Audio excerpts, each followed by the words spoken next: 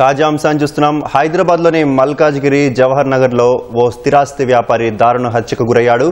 స్కూటీపై వెళ్తున్న real estate వ్యాపారి రత్నంను దుండగులు తుపాకీతో కాల్చి కత్తులతో పొడిచి దారుణంగా హత్య చేశారు. హత్య ఘటనపై కేసు నమోదు చేసిన పోలీసులు దర్యాప్తు చేపట్టారు.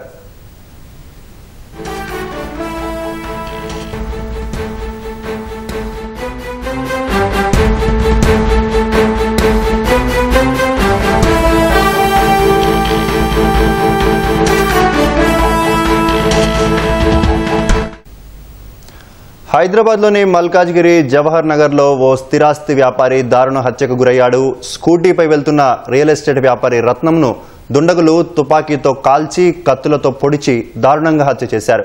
హత్య ఘటనపై కేసు నమోదు చేసిన పోలీసులు దర్యాప్తు చేపట్టారు.